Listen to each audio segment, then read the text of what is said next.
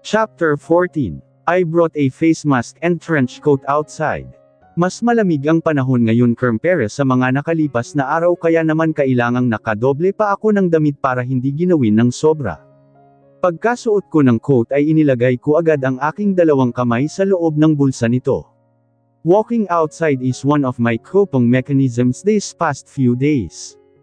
Kapag tulog si Troy, umaalis ako para maglakad-lakad sa labas.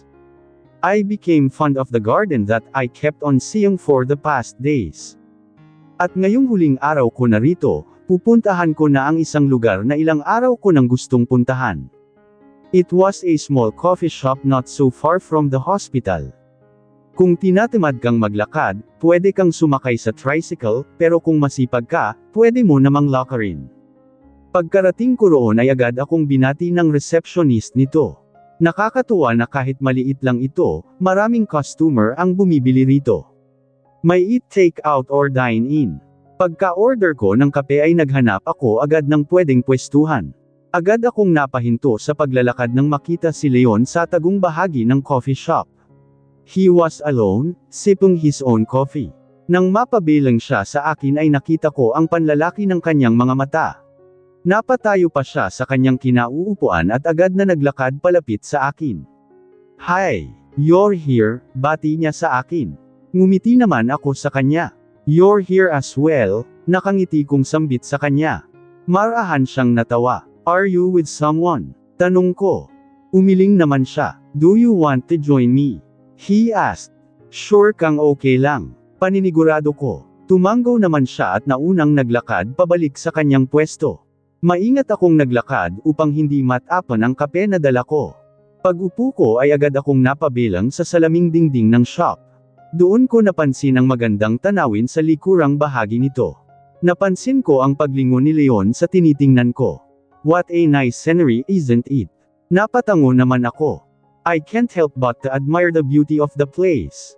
Tanaw na tanaw ko ang nagtataas ang pine trees at ang hamog na nagpopormang ulap. Kaya pala talagang malamig. Dito ako palagi pumupunta kapag may problema ako o hindi kaya kailangan kong mag-isip ng maayos tungkol sa mga bagay-bagay. Bumaling naman ako sa kanya nang marinig ko siyang magsalita. This place has been my haven for weeks. Tahimik lang akong nakikinig sa mga kwento niya nang bigla siyang tumigil sa pagsasalit at diretsyong tumingin sa mga mata ko. Ikaw, bakit ka napadpad sa coffee shop na ito? Kinuha ko ang tasa at marahang humigop ng kape saka muli itong ibinaba sa mesa. Sa ilang araw na paglalakad ko pabalik-balik sa area na ta, pinanggako ko sa sarili ko na magtutungo lang ako rito kapag uuwi na kami ng Manila. Uuwi na kayo ng Metro Manila. I nodded at him. Troy is still recovering. Pero gusto ng mga kapatid niya na sa ospital na siya sa Metro Manila magpagaling. Mas makabubuti rin para sa kanya iyon dahil madali siyang madadalaw ng kanyang mga kapatid hindi katulad dito. Marahan siyang tumango. Hindi ka pa rin ba niya naaalala? Umiling ako. I know that he remembers my name. Pero ano namang silbi noon kung hindi niya maalala ang mukha ko, ang hitsura? What's the point of knowing my name when he can't see me as Luis? Nahihirapan ka ba? Muli ay tumango Alco. Alam mo, natatakot ako na baka habang buhay ay hindi niya na ako maalala. Natatakot na maging si Leia ako sa paningin niya habang buhay. Natatakot ako na baka hindi ko kayanin at sukuan ko siya bigla. Alam ko namang matatag ako, Leon. Kilala ko ang sarili ko, pero hindi ko alam kung bakit ang hina-hina ng puso ko pagdating sa ganitong bagay. He leaned closer. Hinawakan niya ang kamay ko para kalmihin ako. You're not weak, Luis. In fact, you're strong. Dahil nakakaya mong harapin ang bagay na iyan. You're strong that you were able to accept about what happened. It's okay to be hurt, it's okay to feel not brave all the time. But you know, everything happens for a reason. Palagi mong tatandaan na kapag hindi mo na kaya, nandito ako para samahan ka, nandito ako para sa'yo. My tears automatically fell on my cheeks when I heard what he said. How can this man be full of wisdom? How can he be still so nice to me despite of what I have done to him? Babalik ka naman hindi ba? Napahinto ako sa pagtitiklap ng trench coat ko at bumaling kay Troy na naroon sa kanyang hospital bed. Nakaupo siya ngayon at nakasandal ang kanyang likuran sa headrest ng kama. He was reading a book Rio brought him a while ago. Dumalaw kasi Erto ang kanyang bunsong kapatid kanina pagkagaling nito sa soccer training nito sa Ateneo. Maya-maya naman ay si Rie ang pupunta rito para pumalit sa akin dahil magmula nang makabalik kami rito sa Manila, hindi pa ako nakakauwi ng bahay dahil ayaw ni Troy na mawala ako sa kanyang paningin.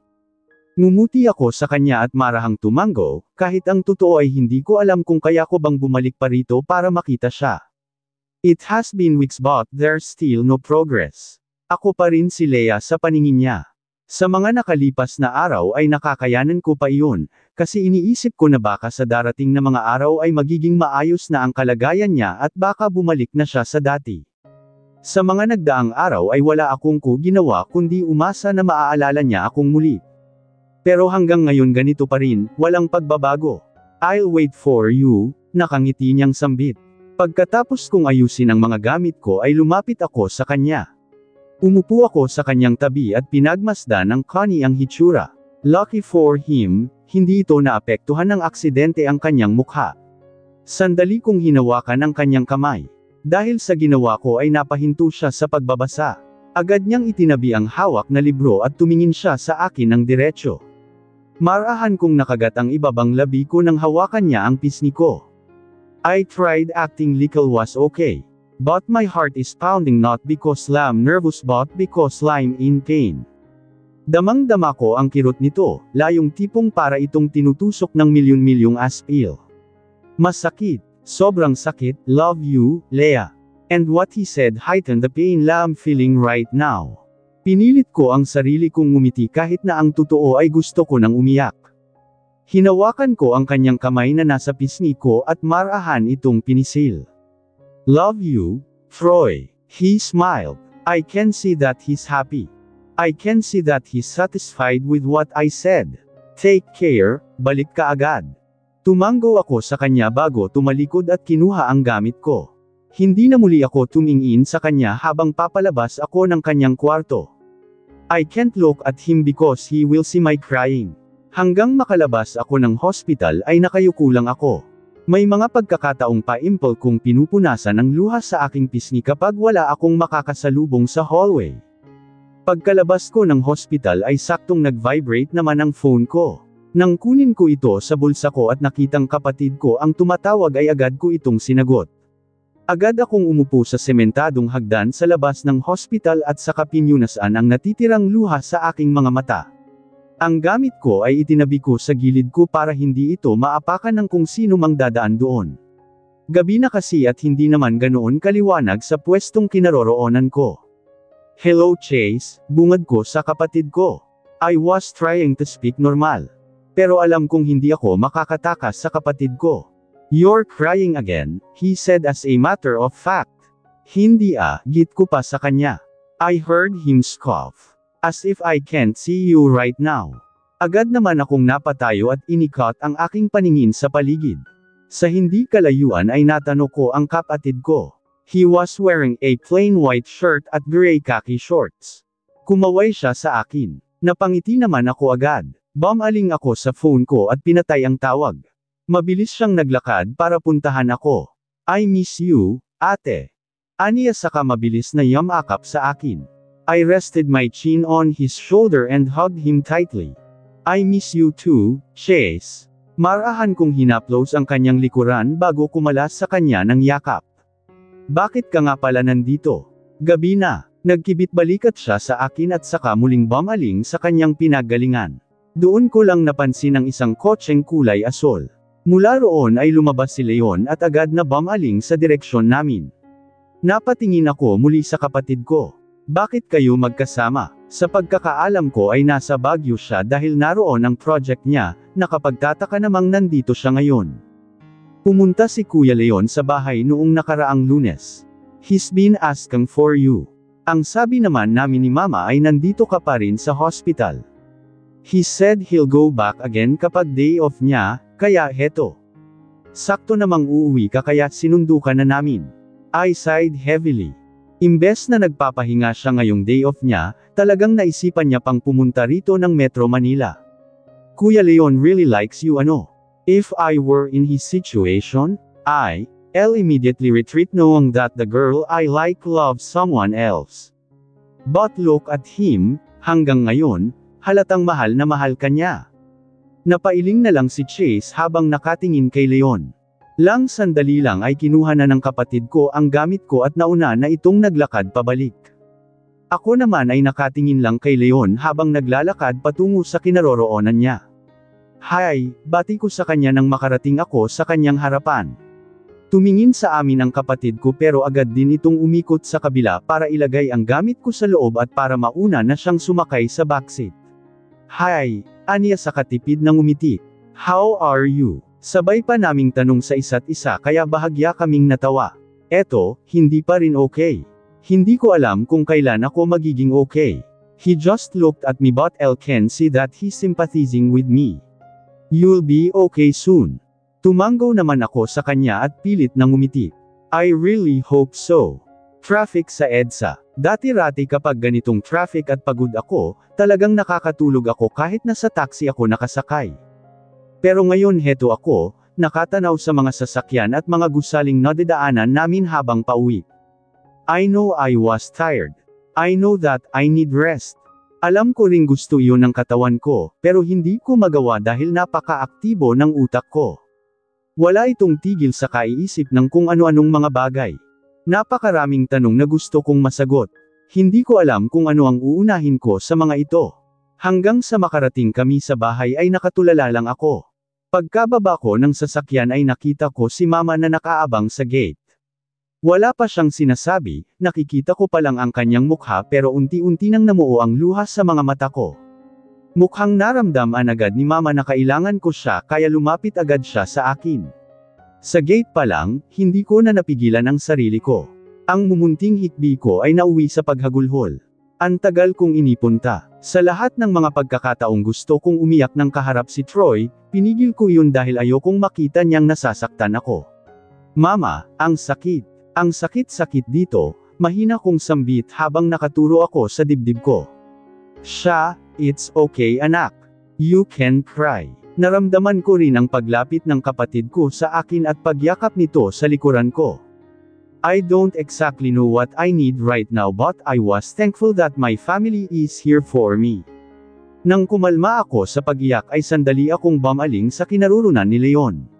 Nakatalikod siya sa amin. Nakasandal siya sa likurang bahaging kanyang sasakyan habang pinagmamasdan ang mga nagsasayawang dahon dulot ng mabining ihip ng hangin. I'm also thankful because of Leon's effort. He really cares about you, anak. Marahan akong tumanggaw kay Mama. I know. At dahil sa ginagawa niya, gumagaan ang loob ko. Pinagagaan niya ang loob ko. Uuwi ka pa ba sa tinutuluyan mo, Leonel? Tanong ni Mama kay Leon habang kumakain kami ng hapunan. Medyo malalim na ang gabi pero nagyaya pa rin si Mama na kumain kami. Imbes tuloy na makauwi ng mas maaga si Leon, heto siya ngayon at kasabay naming kumakain. Paminsan-minsan ay nagtatama ang aming paningin. Kapag nangyayari iyon ay ngumingiti ako sa kanya. Wala nang nagbanggit ng kahit ano tungkol kay Troy. I know Chase wanted to know all about it pero hindi ko pa kaya. I know one day, masasabi ko rin sa kanya ang tungkol sa bagay na ito.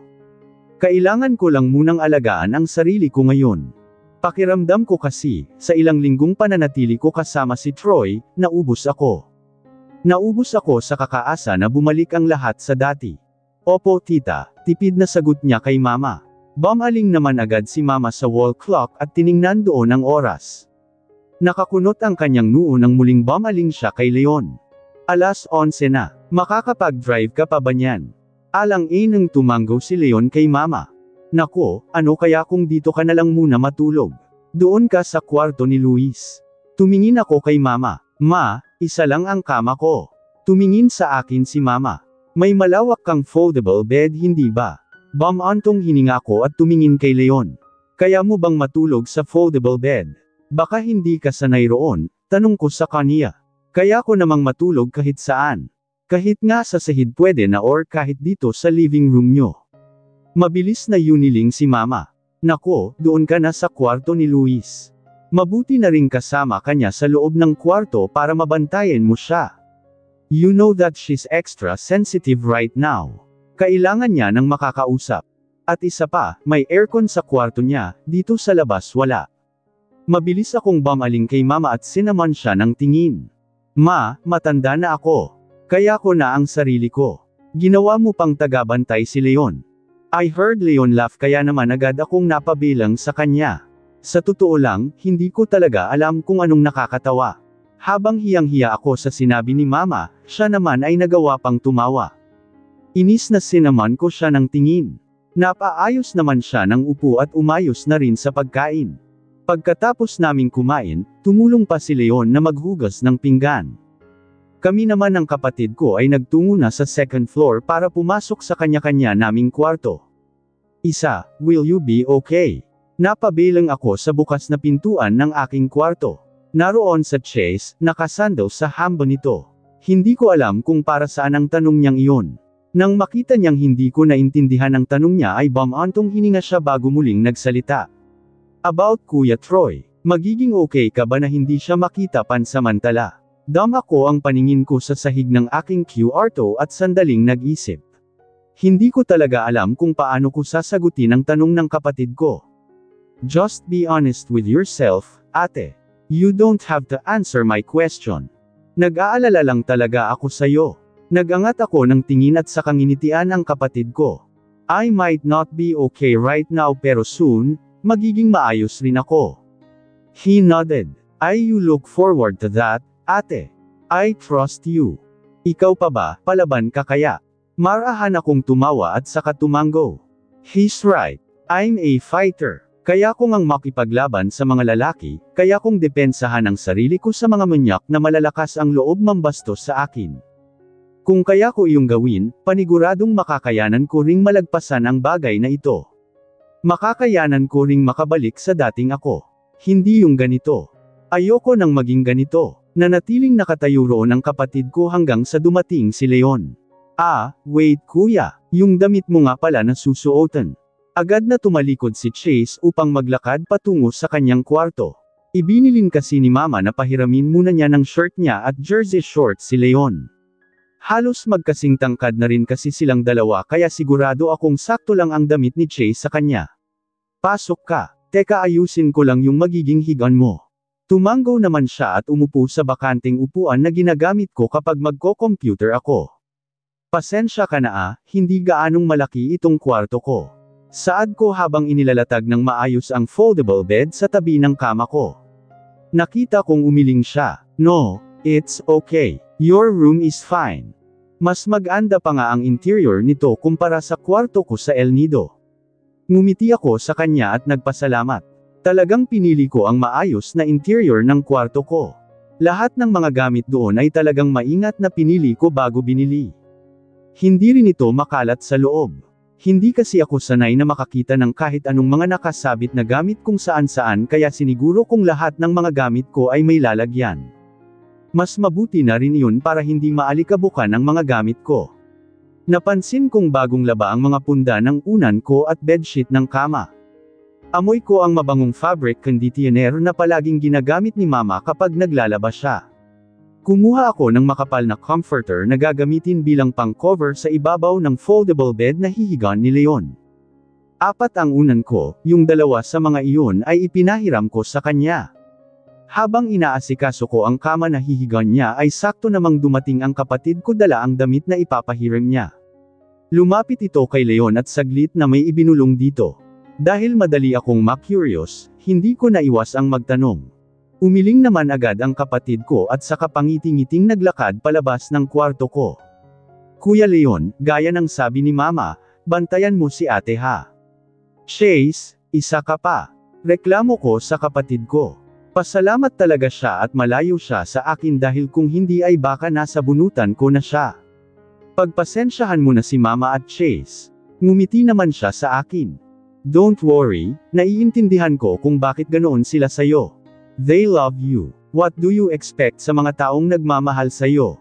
Of course they will do everything to make you feel happy o hindi kaya ay dapat alam nilang okay ka at nasa maayos na kalagayan.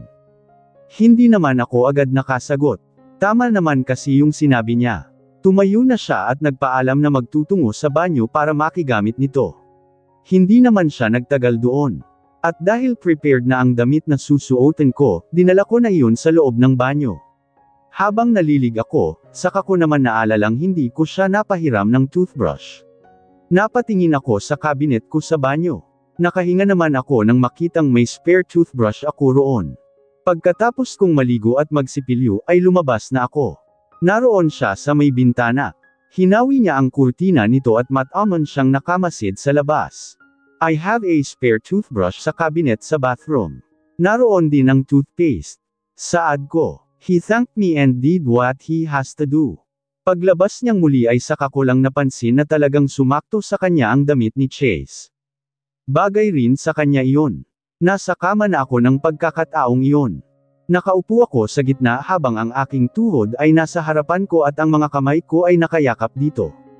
How do you feel? He asked as he sit on the foldable bed beside my bed. Isang feel a little better, matapat kong sagot. Kumpara sa nararamdaman ko kanina, mas okay ako ngayon. I think you really need to rest, Anya. Napatingin ako sa kanya. Kung maka akong pagod, bakas din sa kanyang hitsura ang pagkapagod. You really drive from Baguio to Metro Manila. Why did you do that, Leon? Diretsahang tanong ko sa kanya. Sinalubong niya naman agad ang tingin ko. Term sorry low use. Hindi ko talaga kayang hindi ka makita. I had to make sure you're okay. I want to see how are you doing Welly. I respect your relationship with Troy. Wala akong planong sirain kung anong mayroon kayo. Pero hindi ko na kaya yung nakikita ko ngayon. Hindi na ikaw ang Luis na kilala ko. You've changed a lot since that accident happened. Luis na kilala ko. You've changed a lot since that accident happened. Nakagat ko ang ibabang labi ko at saka napayuko. I'm sorry kung pati ikaw nag-aalala rin sa akin. I heard him sigh. You know why I am like this, right? He said. Tumango naman ako. He still likes me, I know that. I know I am a bit stubborn. Huwag mo sana akong itaboy dahil mukulat ako. I just want to remind you all the time that everything will be fine in no time. Kailangan mo lang magpahinga. Marahan akong sumandal sa headboard ng kama ko at nag-isip. Napakadaling sabihin na magpahinga ka lang at mawawala lahat ng pagod mo. Pero hindi nila alam na hindi naman talaga iyon ang kailangan ko at gusto ko. I want Troy to get back in his old self pero napakalabong mangyari iyon sa ngayon, Leon pa lang ang iniisip ko, napapagod na ako. Hindi lang utak at katawan ko. Even my soul needed rest. 2.1, do you want to go with me in El Nido? Agad akong napatingin kay Leon nang bigla siyang magsalita. Hindi ko iyon gaanong narinig.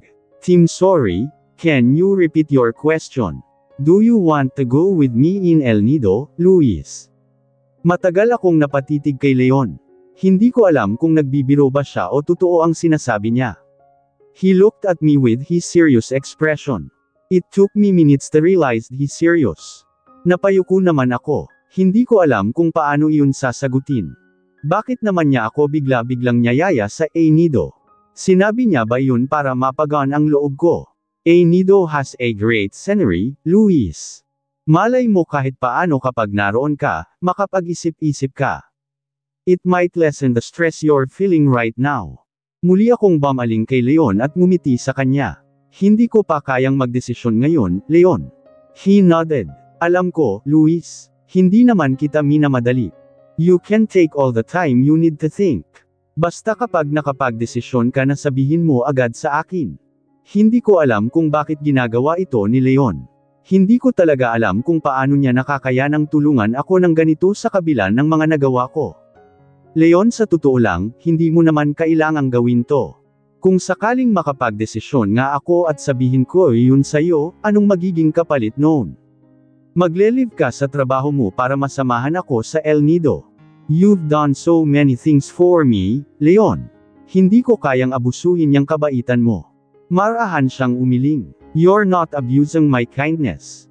Ako naman ang nag-offer sa'yo, hindi ba? Please Luis, don't think that way. Gusto mo pa ba ako? Hindi ko na napigilan ang sarili ko na itanong sa kanya ang bagay na iyon. Napatahimik siya sa tanong kong iyon. Bahagya pa siyang yumuko. Marahil ay iniisip niya kung paano niya sasagutin ang tanong ko. Yung totoo, oo, gusto pa rin kita, but I'm not doing this to win you back from him. Hindi ko alam kung maniniwala ka o hindi, pero ginagawa ko ito dahil hindi ko kayang nakikita kang ganyan. Hindi ko kayang nakikita yung taong gusto na nagkakaganyan. Alam mo Luis, kahit hindi ako ang piliin mo, wala ako ng ibang gusto kundi makita kang masaya. Kaya nga nagparaya ako, hindi ba? But look at yourself now. You look awful. Naramdaman ko ang unahang pagpatak ng luha ko sa aking pisngi. Umiwas ako ng tingin kay Leon. Mabilis kong hinayla pataas ang makapal na kumot para matabyunan ang ibabang parte ng katawan ko. Humiga na rin ako patalikod sa kanya. Doon ako tahimik na umiyak. Mahina ba ako? Iyon ang tanong ko palagi sa sarili ko kapag nakikita ko ang sarili kong umiyak.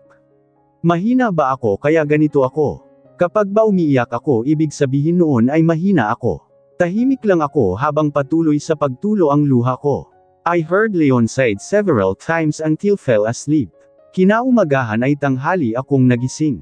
Pagbangon ko ay wala na siya roon. Maayos na ring nakatiklop ang foldable bed na kanyang hinigan. Marahan akong bumangon.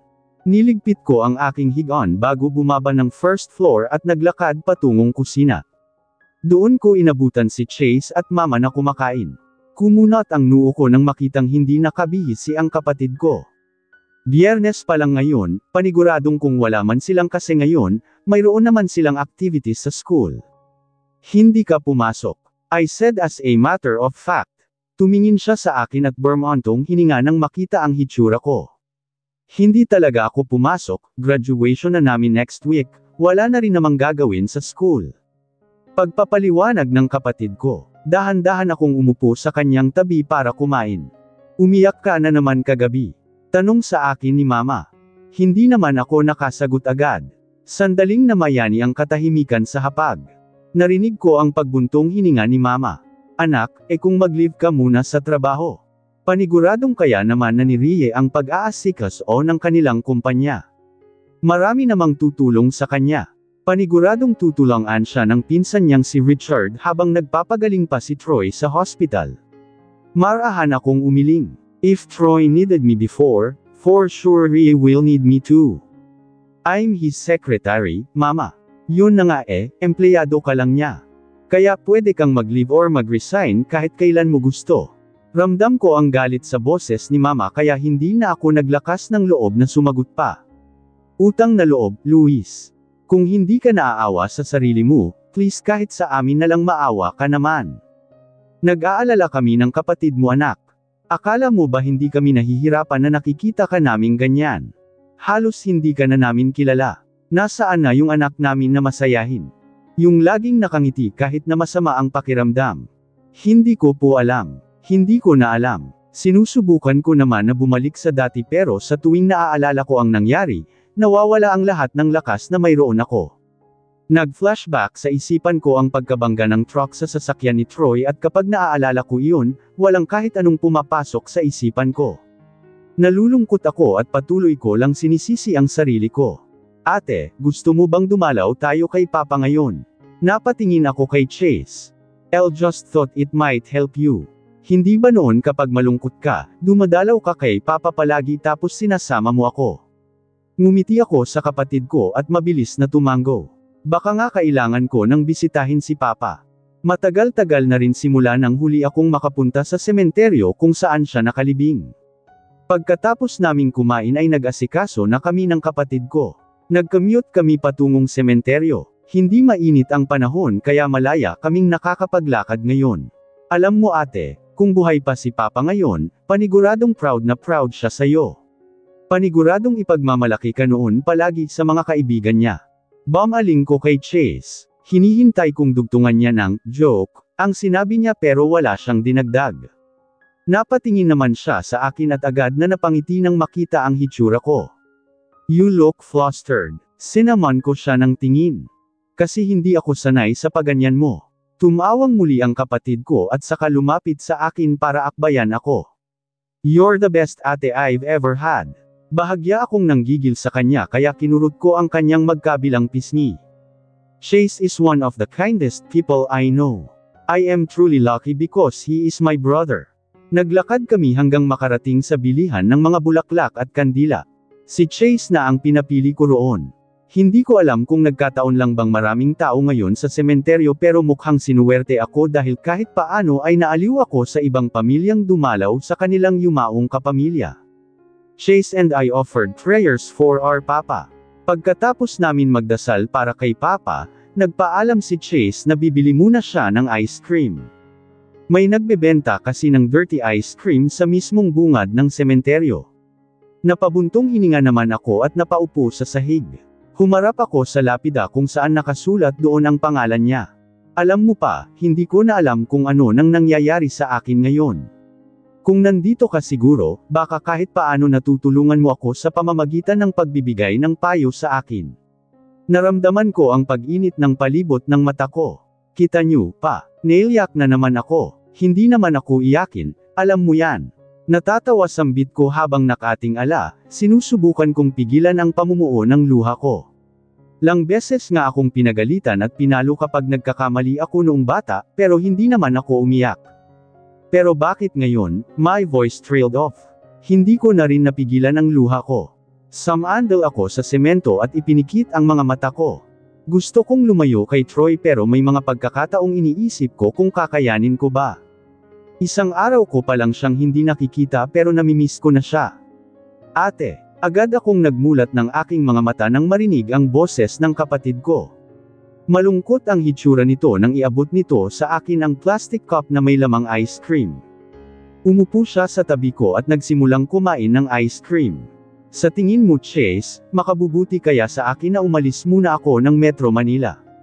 Tanong ko sa kanya. Napahinto siya sa pagkain ng ice cream at tumingin sa akin. Kuya Leon told us that he offered you to have a vacation in El Nido. Alam mo ate, the only person we can trust right now to be with you is Kuya Leon. Nakikita namin ni Mama ang sincerity niya as a person. Bago siya umalis kaninang umaga, kinausap niya pa si Mama tungkol sa pagyayaya niya sa iyo sa El Nido.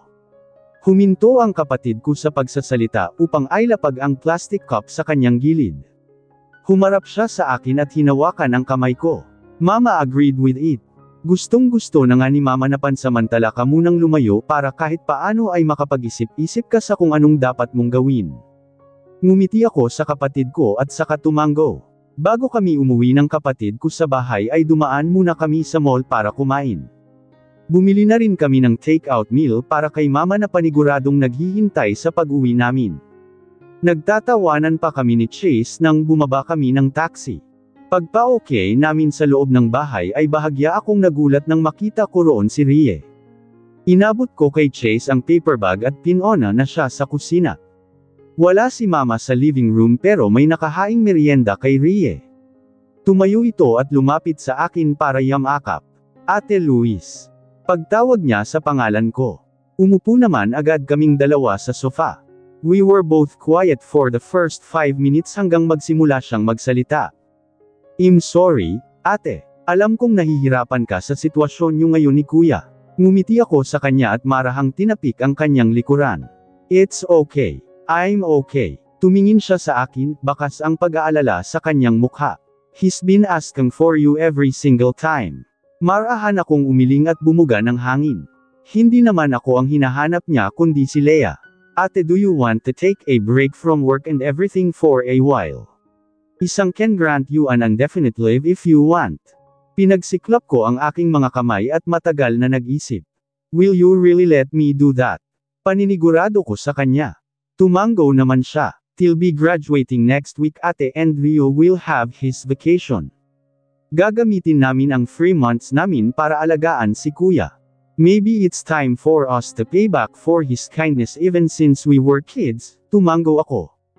Troy is the one who raised the two of them. Hindi lang siya kuya nilang dalawa. Siya na rin ang tumayong nanay at tatay ng mga ito. He exerted big effort and gave so much love and attention for them. And you, Ate Luis deserves rest too. Rio is worried about you. Mas nag-aalala pa siya sa iyo kaysa kay kuya. He kept on telling me to check on you. Tell him that I'm okay. Not really okay but I'm thriving to be okay, Leon naman ang mahalaga. No one wanted this, lahat naman tayo nag-a-adjust. Rhea smiled at me. Thank you so much ate, saad nito sa yamakap sa akin. Yamakap din ako sa kanya at marahang tinapik-tapik ang kanyang likuran. Everything will be okay, bulong ko sa kanya. Pinagluto ni mama ng hapunan si Rhea.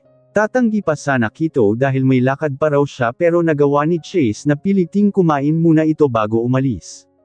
Anong plano mo ngayon anak? Tanong ni mama habang marahang sinusuklay ang buhok ko. Nandito kami ngayon sa kwarto ko. Pareho kaming nasa kama, nakaupo siya at nakasandal sa headboard nito habang ako ay nakahiga sa hita niya. Ang sabi ni Rhea okay lang daw mag-take ako ng leave of absence. Sa ngayon hindi ko pa alam kung anong gagawin ko, Maria. Siguro dito lang muna ako sa bahay, gusto ko rin naman kayong makasama ng kapatid ko. Kapag naisipan kong umalis pansamantala, magsasabi naman ako. Tumango si mama at ipinagpatuloy ang pagsusuklay sa buhok ko. Just like what I've said, ilang linggo nga akong nasa bahay lang. Kadalasan ay nasa kwarto lang ako at nanunood. Kung hindi pa ako tatawagan para kumain ay hindi ako lalabas. Minsan ay ginugulo ko ang kapatid ko sa mga ginagawa niya. Minsan ay tumutulong ako kay mama sa kusina. Minsan naman ay nasa hardin lang ako, nagpapahangin, nag-iisip. Habang tumatagal ay nararamdaman ko ang unti-unting pagkalma ng puso ko. Nakatulong din sa akin ang pag-leave sa trabaho at least ngayon, wala akong ibang inisip na gawin. Anak, may tao sa gate. Puntahan mo muna kaya, saad ni mama habang nagmimix siya ng ingredients ng salad. Agad naman akong sumunod nang marinig ang sinabi niya. Tumakbo ako papuntang gate, pero biglang bumagal ang paglalakad ko nang makita si Leon na nakatayo sa labas. Marahan kong binuksan ang gate. Leon, napadalaw ka. Pasok ka, sakto at may salad na ginawa si mama. Pag-iimbita ko sa kanya, umiling naman siya. Hindi na, dumaan lang talaga ako para makita ka kahit saglit, to check on you. Since mukhang maayos ka naman ngayon, aalis na rin ako. Aniya saka tumalikod na upang maglakad pabalik ng kanyang sasakyan.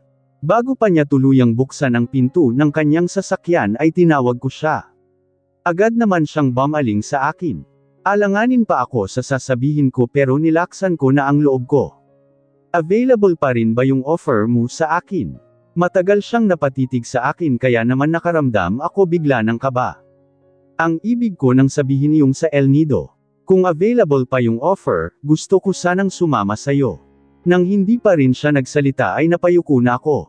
Marahan kong inilagay ang kamay ko sa batok ko, ginagawa ko iyon kapag hindi ko na alam kung anong gagawin ko. Narinig ko ang kanyang yabag patungo sa akin. Saktong pag-angat ko ng aking tingin ay naramdaman ko ang pagyakap ng kanyang braso sa akin. I'm glad to hear that, Luis. Bumitaw rin siya agad at hinawakan ang dalawang balikat ko at mataman siyang tumitig sa akin. The offer is still available. Always available for you. Ready ka na ba sa bakasyon mo ate? Nakangiting tanong sa akin ng kapatid ko habang nag-aasikaso ako ng mga gamit ko. Nakadungaw siya sa may pintuan ng kwarto ko. Tinawanan ko siya nang makita ko ang kanyang hitsura roon. Hindi naman ganoon karami ang dadalhin ko. Ang sabi kasi ni Leon, mayroon naman daw bilihan ng mga gamit doon. Mas madadalian ako sa biyahe kung konti lang ang dadalhin kong damit at mga basic necessities lang. Maya-maya ay nakita kong naroon na rin si mama sa may pintuan, nakikisilap na rin sa ginagawa ko. Anong oras daw ba darating si Leon? Tanong ni mama. Bakas ang excitement sa kani ang boses. Parang mas excited pa siya sa akin, samantalang ako naman yung aalis. Pagkatapos kong asikasuhin ang mga gamit ko ay tumayo na ako. Tumingin ako sandali sa wristwatch na suot ko. 10:00 pa lang ng umaga. Ang sabi niya ay 10:30 siya pupunta rito para sunduin ako. Kailangan pa raw niya kasing tapusin ang mga natitirang trabaho niya sa opisina bago mag-leave. Mga 10:30 pa Maria. Bakit? Excited ka bang makita si Leon? Aminin mo, crush mo siya no?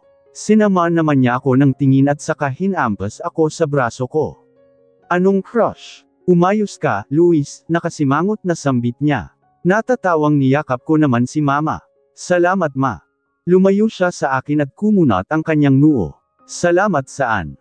Ngumiti ako sa kanya. Salamat sa pagpayag na sumama muna ako kay Leon para makapagbakasyon sa kanila.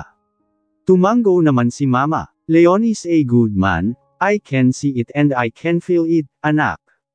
Hindi kanya pababayaan. Tinulungan ako ni Chase na bitbitin ang gamit na dadalhin ko sa first floor para hindi na ako umakyat mamaya.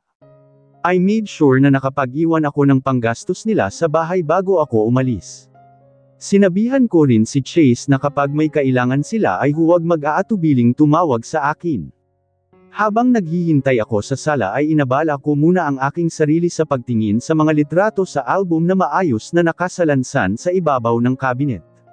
Bukod sa litrato namin ng kapatid ko, mayroon din kaming litrato roon ni na Troy pati ng kanyang mga kapatid noong malilit pa ang mga ito. Kung pagmamasdan ay para kaming magkakapatid sa litrato. Nakakatuwa na may remembrance kami ng aming pagkabata. Nariyan na yata si Leon. Sambit ni Mama. Ito na ang naglakad patungong gate para pagbuksan si Leon. Nagkiting-inan kami ng kapatid ko at sabay na lamang na napailing. Mama can't hide that he likes Leon way better than Troy for me. Kitang-kita ko yun sa paraan ng pakikitungo niya sa dalawa. Good morning, bati sa amin ni Leon. Nang dama ko ang kanyang paningin sa akin ay ngumiti ako sa kanya. Mabilis siyang lumapit sa akin para yakapin ako sandali. Nakita ko naman ang simpleng pagngiti ni Mama sa isang tabi. Si Chase naman ay napangisi. How are you? Tanong niya sa akin, ayos lang naman. Bago kami lumabas ay nakipag-usap pa si Leon kay Mama at Chase. Akin na yan. Hindi pa man ako pumapayag ay kinuha na agad ni Leon ang hawak kong duffel bag. Nauna na siyang naglakad patungo sa labas ng gate. Naiwan akong nakatayo roon dahil sa bahagyang pagkabigla. Mag-enjoy ka roon, huwag mo kaming isipin ng kapatid mo. Tumango ako kay Mama. Hinatid pa nila akong dalawa sa labas ng gate.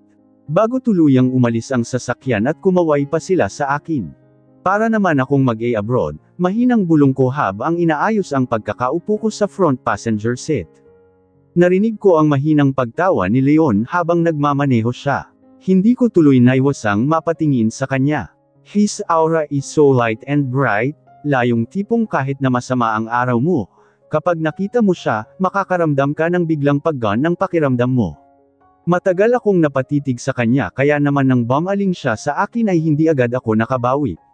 Bukod sa nahuli niya na ako, nakita pa niya akong hindi mapakali sa kinauupuan ko. Don't worry, I won't get mad if you stare at me. Tumawa na lang ako para maitago ang kahihiyan sa aking sarili. Hindi ako nakatitig sayo. Tumango naman agad siya sa akin. Ngumisi pa siya na para bang hindi naniniwala. Pagkalabas namin sa village ay bigla siyang tumingin sa akin. May gusto ka bang daanan bago tayo tuluyang umalis? Tanong niya. Sandali akong natahimik at nag-isip ng mabuti. Ang unang pumasok sa isipan ko ay si Troy. Halos magdadalawang linggo na rin na hindi ko siya nakikita. Wala na rin akong naririnig na bolta mula sa dalawang magkapatid pagkatapos dumalaw sa amin ni Rie noong nakaraan. Alam ko ring sa pagkakataong iyon ay binibigyan ako ng chance ni Leon na bisitahin o daanan muna si Troy sa hospital. Hindi man niya sabihin sa akin, pero Leon ang nais niyang iparating. Tumingin ako sa kanya at umiling. Hindi na. Wala namang importanteng kailangan pang daanan, sagot ko sa kanya. He looked at me as if he's studying my facial expression and then he nodded afterwards. Bago kami lumabas ng Metro Manila ay dumaan muna kami sa fast food chain para bumili ng makakain. Buong biyahe ay bukas ang kanyang music player. Nang masawa kami sa music ay inilabas naman niya ang kanyang tablet at ipinosisyon iyon sa harapan ko.